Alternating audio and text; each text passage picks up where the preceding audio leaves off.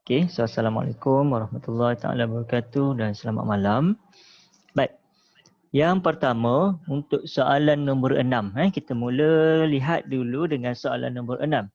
Okey, so soalan nombor 6 dia kata apa situ? Syarikat insurans ABC menawarkan dua pelan insurans hayat. Sekarang ni dia berkisar tentang insurans hayat. Okey, insurans hayat termasuk bawah kumpulan insurans am. Okey, dengan kadar premium tahunan bagi setiap 1,000 nilai muka seperti dalam jadual yang di sebelah. Okey. So dia kata tempoh 5 tahun, RM5.24. Okey, kalau boleh baharu tahunan RM4.03. Okey. Kadar premium tersebut adalah untuk yang ni kita kena ambil note lelaki sihat dan tidak merokok. Ini penting untuk kita ambil maklumat. Okey, yang pertama kita pergi pada soalan A terlebih dahulu. Okey, ni sambil-sambil boleh semak kamu punya tugasan. Cikgu lihat ada yang dah siap, bagus. Tahniah pada yang dah buat dan dah siap. Okey, so malam ni kita semak, boleh sediakan pen merah, sambil-sambil tu kita semak kita punya jawapan dan kita kukuhkan kita punya kefahaman berkaitan dengan insurans ini. So, Rizky berumur 35 tahun, seorang lelaki yang sihat dan tidak merokok. Okey, sekarang ni kita tengok Rizky ni berada dalam kumpulan mana? Dalam berkumpulan 35 tahun. Okey, seorang yang sihat dan tidak merokok. Dia ingin membeli pelan. Okey, so pelan apa dia nak beli? Boleh baharu tahunan. So, boleh baharu tahunan maknanya dia terkandung dalam kumpulan yang kedua iaitu RM4.03. Okey, yang bernilai RM150,000. Okey, so dia punya nilai insurans dia adalah, okey cikgu tulis sini nilai insuransnya adalah bersamaan dengan RM150,000. Okey, hitung premium bulanan yang perlu dibayar oleh siapa tadi? Rizky. So macam mana cara kita nak mengira premium bulanan bagi insurans tersebut? Okey, yang ni kita rujuk balik. Okey, kita rujuk balik kepada nota di muka surat berapa ni? Okey, insurans hayat. Okey, pergi kepada insurans hayat. Atas sikit. Ni. Maknanya ni tengok premium untuk bayaran bulanan bersamaan dengan nilai muka polisi. So nilai muka polisi itu tadi berapa? RM150,000 bahagi dengan 1,000 nilai muka. Okey, 1,000 nilai muka darab dengan kadar premium untuk yang itulah mengikut kepada jadual. Okey, so kita batah balik kepada soalan kita di muka surat berapa tadi? Okey, di sini kan. Okey, so formula dia adalah kadar premium. Okey, so premium. Okey, premium ini adalah merujuk kepada premium tahunan. Soalan ni nak premium bulanan. Tapi yang kita sedang kira adalah premium tahunan. Okey, sama dengan RM150,000 bahagi dengan, tengok kat sini dah ada bagi tahu, bagi setiap 1,000 nilai muka. Maknanya bahagi dengan 1,000. Darab dengan kadar untuk setiap 1,000 ialah RM4.03. So RM4.03. Jadi 150,000 tekan kalkulator lah macam biasa. 150 bahagi dengan 1,000. Okey, darab dengan RM4.03. So kita akan ambil, kita akan dapat kadar premium tahunan dia adalah bersamaan dengan RM604.50. Kemudian kita nak hitung premium bulanan. Okey, so premium bulanan adalah bersamaan dengan RM604.50. Kita kena bahagikan dengan 12 bulan. So bahagilah dengan 12 bulan. Maka kita akan dapat sebanyak RM50. Okey. Kalau kita tekan kalkulator, kita akan dapat RM50.375. Tapi sebabkan ini melibatkan duit, melibatkan RM, ringgit. Okey, so bila kita melibatkan ringgit, maka kita kena bundarkan kepada dua titik perpuluhan sahaja. So, kita akan dapat jawapan dia adalah bersama dengan RM50. Okey, tambah sini. 5 maka 7 sini kena tambah 1 jadi 38 sen. Ini adalah kadar premium untuk bulanan yang perlu dibayar oleh Rizki. Itu kita kena faham dia punya situasi dia. Okay, baik. Next. Okay, betul Okay, baik.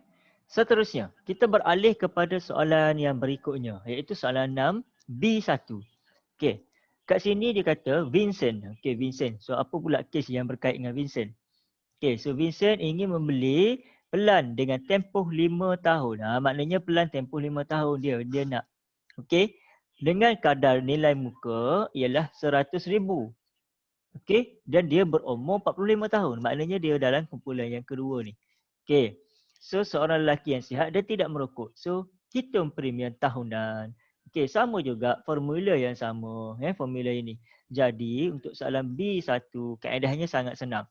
Iaitu nilai premium tahunan. Okay, bersamaan dengan nilai insurans dia adalah 100,000. So, 100,000 bahagi dengan 1,000 nilai muka. Okey, darab dengan kadar dia RM7.96. RM7.96. So kita akan dapat kira 100,000 okey bahagi dengan 1,000 maka kita dapat 100. 100 darab dengan RM7.96 maka kita dapat RM796. So dapat RM 796 sen. Untuk soalan 1 dah selesai. And then kita pergi pada yang kedua. Dia kata jika Vincent membeli pelan boleh baharu. Dia kata dia beli pelan boleh baharu tahunan. Maknanya sekarang kes dia adalah dia membeli pelan boleh baharu. Maknanya yang ini kan. Dengan kadar yang sama. Kadar dia sama masih lagi 100,000. Berapakah beza? Beza dengan pelan yang tempoh 5 tahun. So, kita kena kira dululah untuk peran premium tahunan untuk boleh baharu. So premium sama dengan 100,000. Ini premium untuk kes yang 5 tahun. Yang ni adalah untuk kes boleh baharu. So 100,000 bahagi dengan 1,000. Darab dengan berapa tu kadar dia? RM5.52. RM5.52. Sama dengan berapa? So kita darab 100,000 bahagi 1,000 dapat 100 darab RM5.52. So kita dapat RM 552. Kemudian soalan nak apa? Soalan nak beza. So beza maknanya kita kena tolak. Jadi kita ambil dah 796 tolak dengan 552. So kita akan dapat sama dengan 244. So dapatlah 244. Senang saja kan? So nampak perkiraan dia. Apa yang perlu kita fahamkan dekat sini adalah kita mesti menguasai dia punya formula dia ni. Formula ni bila kita dapat menguasai dengan baik, maka kita boleh selesaikan. Datanglah soalan macam mana sekalipun, bila kita dah faham dia punya konsep pengiraan dia, maka kita boleh selesaikan. Yang penting kat sini, satu, kita wajib baca soalan. Lepas kita dah baca soalan, kita kena tentukan apakah formula yang kita boleh guna untuk selesaikan soalan-soalan tersebut. So daripada apa yang kita dah belajar, muka surat mana yang kita nak rujuk? Kalau macam kes insurans hayat, maka kita kena rujuk pada insurans hayat punya formula.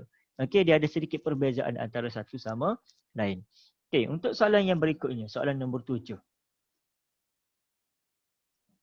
Dalam soalan nombor 7, sekarang ni soalan nombor 7 membincangkan tentang insurans motor. Nampak?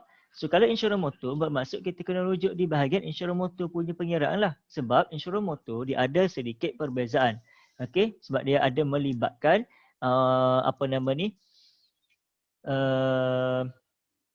insurans motor ni dia terlibat dengan apa nama kita panggil komprehensif, pihak ketiga dan sebagainya. Yang itu kita kena faham. Tengok motosikal milik Saleh dilindungi dengan insurans motor yang mempunyai peruntukan deductible. Bila kata sebut perkataan deductible. So deductible kat sini membawa maksud apa? Membawa maksud nilai yang perlu ditanggung oleh Saleh. Saya warnakan biru. Yang mana kena tanggung oleh Saleh, kita warnakan biru. Okey, sepanjang tempoh tersebut, Saleh telah mengalami 3 peristiwa kemalangan. Okey, dia kemalangan sebanyak 3 kali dengan kadar kerugian. Okey, maknanya kadar kerugian dia yang pertama 90, 240 dan 300. Nyatakan sama ada Saleh boleh membuat tuntutan terhadap kerugian yang dialami atau tidak. Okey, so kita buat note sini. Okey, so deductible. Okey, deductible adalah bersamaan dengan 150. Okey, kemudian kemalangan 1. Okey, kemalangan 1. Kemalangan 1. Dia punya kos nilai kerugian dia adalah sebanyak RM90. Okey, RM90. Manakala kemalangan yang kedua, kerugian dia adalah sebanyak 240. Dan kerugian yang untuk kemalangan yang ketiga adalah bersamaan dengan 300. Okey, kita kena faham. Kalau kerugian adalah lebih tinggi daripada deductible, maka dia boleh buat tuntutan. Okey, kalau kurang maknanya tak boleh. Macam contoh kat sini kita tengok untuk kemalangan yang pertama, nilainya ialah RM90. Bermaksud apa kat situ? Bermaksud dia tidak boleh membuat apa-apa tuntutan. Sebab apa? Dia kena tanggung sendiri kos paling kurang 150. Maknanya RM90 ni dia hanya boleh tuntut sebanyak dia tak boleh tuntut apa-apalah sebab yang 150 pun dia dah kena tanggung sendiri. Jadi 90 tidak melebihi 150. Maknanya untuk kemalangan yang pertama dia tidak boleh membuat apa-apa tuntutan. Seterusnya kita lihat kepada yang kedua. Okey. Kalau kemalangan yang kedua, dia punya nilai kerugian dia adalah bersamaan dengan 240. Okey, 240 lebih besar daripada 150. Makna apa? Maknanya kita boleh, okey, maknanya kita boleh boleh kira berapakah nilai yang boleh dituntut oleh Encik Saleh daripada syarikat insurans. Caranya macam mana? 240 kita kena tolakkan dengan nilai deductible 150. Maknanya 240 tolak 150 sama dengan RM90. Okey. Manakala untuk yang ketiga, sama juga. Disebabkan dia punya nilai ni lebih besar daripada nilai deductible, maka kita boleh kira dia punya berapakah tuntutan dia dengan cara apa? 300 tolak 150, kita dapat RM150. Okey. So kaedahnya macam itulah. Okey. Boleh faham soalan nombor 7. So cara untuk pengiraan dia adalah dengan kita mesti tolak nilai deductible. Itu adalah dalam bahagian deductible. Okey, kamu boleh buka balik nota ataupun kita boleh tengok balik rakaman pembelajaran kita sebelum ni dalam bahagian bab deductible dan juga co-insurance. Okey. Seterusnya kita beralih kepada soalan yang ketiga, iaitu soalan nombor 10. Okey, soalan nombor 10, apa yang dia bincangkan sekarang ni adalah berkaitan dengan insurans juga. Tapi insurans yang melibatkan insurans kemalangan iaitu insurans kebakaran. Okey. So kat sini rumah Encik Adam diinsurans dengan insurans kebakaran. Yang memperuntukkan apa? Co-insurans. Dia ada co-insurans. Makna apa co-insurans kat sini? Okey. Apa makna co-insurans? Makna kepada co-insurans adalah pegangan bersama. Okey, co pula. Okey, co-insurans. Okey, maknanya pegangan bersama. Ada sebahagian yang akan ditanggung oleh kita secara individu, maknanya sebagai pemegang polisi. Yang kedua akan ditanggung oleh syarikat. Okey, so kita kena baca habis dulu. Okey, untuk menginsurankan 80% daripada nilai boleh insurans rumahnya. So dia kata insurans dia adalah sebanyak 80% daripada nilai rumah. Ini maklumat yang kita kena buat keluarkanlah. Okey. Nilai boleh insurans rumah itu ialah RM250,000. Okey. So dia kata nilai boleh insurans adalah sebanyak RM250,000. Nilai boleh insurans adalah sebanyak RM250,000. Okey. Tengok hitung jumlah insurans yang harus dibeli oleh Encik Adam. So berapa yang boleh dibeli oleh Encik Adam? Okey, caranya macam mana? Okey, kalau kita rujuk kepada jawapan sekalipun kan. Okey, kita tengok mana jawapan dia untuk latihan ekstensif. Okey, soalan nombor 10. Kita tengok dia kata sini. Kenapa dia jadi 200,000 sahaja? Sebab apa? Sebab dekat sini, okey, sebabnya dekat sini dia kata Encik Adam hanya boleh menginsurkan 80% daripada nilai rumah. Okey, so nilai boleh insurans adalah 250,000. Kita kena daratkan dengan 80 bahagi dengan 100. Barulah kita dapat berapa yang boleh insurans. Okey, so dekat sini 250 darab dengan 80 bahagi dengan 100. Maka kita dapatlah RM200,000. Okey. Sebab itu dia punya syarat, iaitu 80%. Jadi kita ikutlah syarat dia kan. Okey, dah selesai untuk soalan A. Senang je kan? Okey, kemudian untuk soalan B pula. Okey, soalan B dia kata apa? Okey, soalan B di sini dia membincangkan Encik Adam telah menginsurkan rumahnya mengikut jumlah DA. Maknanya 200,000 lah. Okey, jika keseluruhan rumahnya hangus terbakar. Okey, hangus terbakar. Adakah Encik Adam akan menerima bayaran perpasan sebanyak 250,000? Okey, adakah dia dapat 250,000? Okey, jawapannya apa? Jelaslah kat sini jawapannya adalah tidak. Kenapa tidak dapat 250,000? Sebab yang pertama, nilai insurans yang dibeli oleh Encik Adam pun hanya bernilai 200,000. So maksimum yang boleh Encik Adam dapat adalah 200,000. Yang kedua, Encik Adam tertakluk kepada co-insurans. So bila kata tertakluk kepada co-insurans, maknanya apa kat sini? Okey, maknanya akan ada perkongsian di antara Encik Adam dan juga siapa? Pihak insurans. Tengok jawapan dia pun kata tidak. Kenapa? Encik Adam akan menerima maksimum 200,000. Macam cikgu bagi tahu tadi kan. 200,000 iaitu merujuk kepada nilai muka insurans yang dibeli oleh Encik Adam. Okey, maknanya kat situ dia bergantung kepada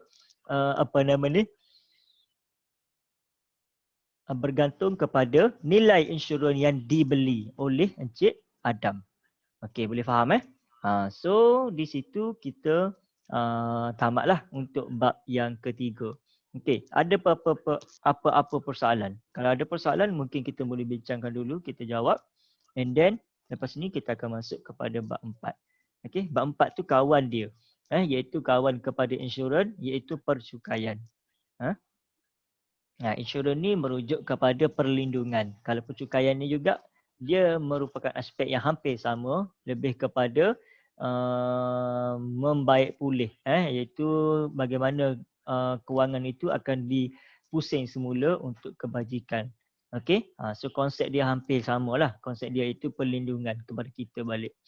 Okey, so nombor 10 dah selesai. Ada apa-apa persoalan? Kalau tak ada, mungkin kita boleh rehat dulu dalam 2-3 minit and then kita sambung semula dengan bab yang seterusnya iaitu bab 4. Okey, adakah? Tidak ada Okey, so kalau tidak ada kita berhenti rehat sekejap.